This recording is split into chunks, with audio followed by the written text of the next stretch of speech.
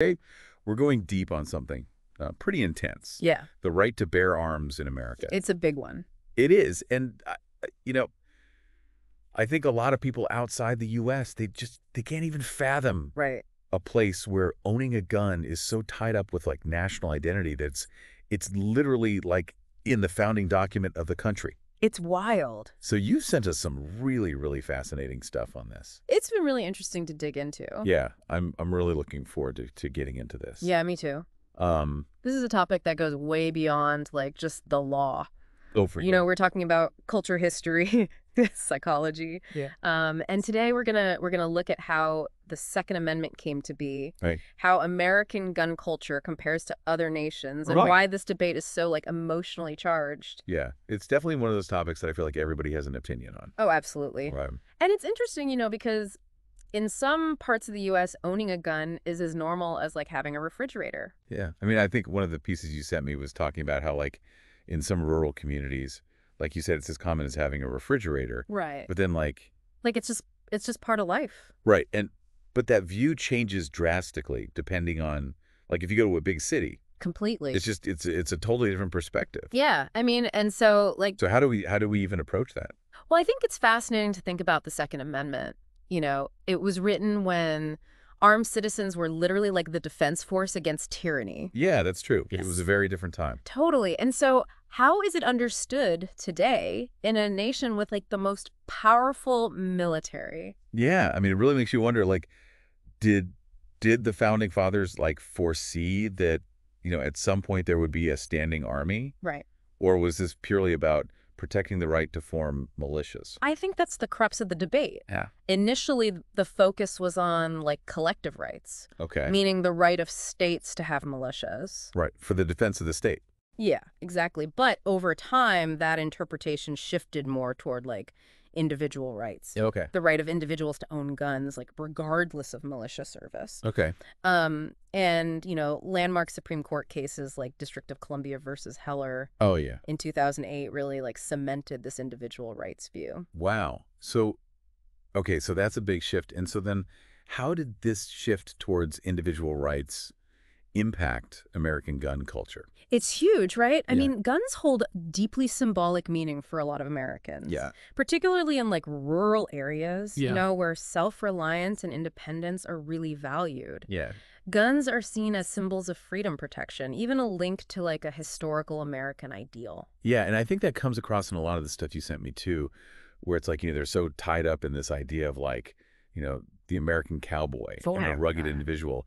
And it's interesting because while the data shows a higher concentration of gun ownership in those rural communities, like you were saying, the material you sent also highlights that like the motivations for owning a gun are diverse. Oh, yeah. It's not just like a one-size-fits-all. Right. Like for some people, it's about hunting or sport shooting. Right. For others, it's about personal protection. Yeah. Particularly in areas where they might feel isolated. Exactly. Or like law enforcement is harder to access quickly. Yeah, and this ties back to that like urban-rural divide we mentioned earlier. Yeah. In cities, you have higher population densities, more robust law enforcement.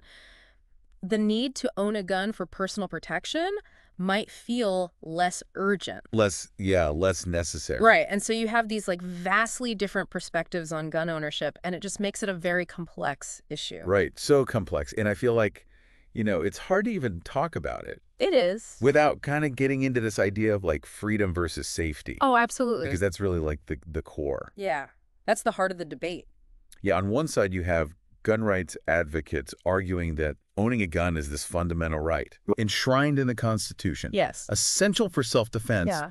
and a deterrent against tyranny. That's a powerful argument. It is very powerful, and like logically, it Right. makes sense in a way. Yeah. But then you have this other side. The other side points to the reality of gun violence in America, Yeah, and the data is just stark. it is. The U.S. has far higher rates of gun-related deaths, homicides, suicides, accidents, than any other developed nation. And the research you shared, it really brings this home. It's heavy stuff. It is like really heavy stuff. Yeah. With some like chilling statistics. Yeah. For example, like, while gun ownership rates vary, the U.S. has a significantly higher rate of gun-related homicides than countries like Canada, or Australia, Right. which have much stricter gun control laws. Way stricter. Yeah, and so it kind of begs the question, why is America, despite this human cost, seemingly resistant to these stricter gun control measures that have proven effective?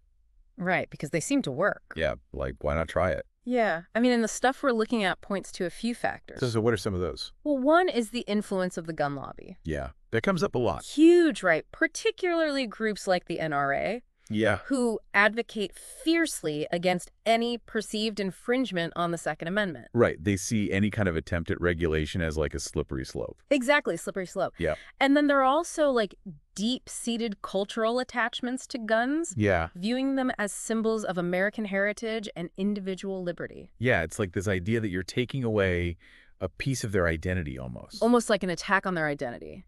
Yeah. And then you add in like the fear. Oh, yeah. The fear of losing freedoms, Uh-huh. fear of government overreach, Yeah. fear of becoming a victim without the means to defend yourself. And it just creates this situation where it feels like nobody's willing to budge. Right, it's like a tangled web of emotions and ideologies. Yeah. But amidst this seemingly like intractable debate, the source you sent me highlights like a glimmer of hope.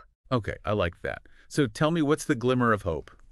So it emphasizes finding a balance between rights and responsibilities. Okay. Not necessarily taking away all guns, Right. but implementing measures like universal background checks, Okay. which are actually supported by a majority of Americans. Really? Yeah, to keep guns out of the hands of those who shouldn't have them. Okay, so that's something that like maybe people could actually agree on. Potentially, right. Yeah. And then the research also delves into the effectiveness of red flag laws. Okay, so what are those? So these allow temporary removal of firearms from individuals who are deemed a danger to themselves or others. Oh, okay, so that makes sense. Like if someone is showing signs that they might be a threat, that Exactly. could have their guns taken away temporarily. Right. Right. And then there's also discussion around stricter regulations on certain types of firearms, Okay. like assault weapons. Which we hear a lot about in the news. Yeah, which have been disproportionately used in mass shootings. Right. Yeah. And so it feels like that's always a big part of the conversation after a tragedy. Absolutely. Yeah. It's a debate that's far from over. For sure.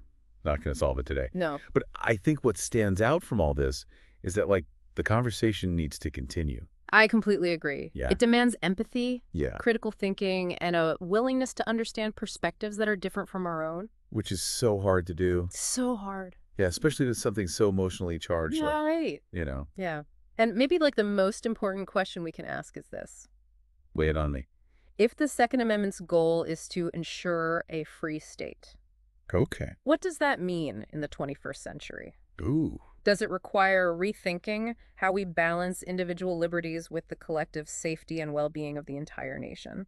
Okay, so that's something I'm going to be thinking about for a while. Me too. Yeah, because that is a really powerful question, and I think that's a great place to kind of leave our listeners today. I think so. This deep dive, it's been so insightful, Yeah, it's been fascinating. highlighting just how complex, And multifaceted. yeah, this issue is. For sure. And we encourage you to continue exploring this topic, examining your own beliefs and engaging in thoughtful dialogue because, finding common ground on such a divisive issue, it's crucial for shaping a future where freedom and safety can coexist. Well said. All right, thanks for being here. Thanks for having me. Yeah, this was great. It was fun. All right, talk to you soon. Sounds good. Bye. Bye.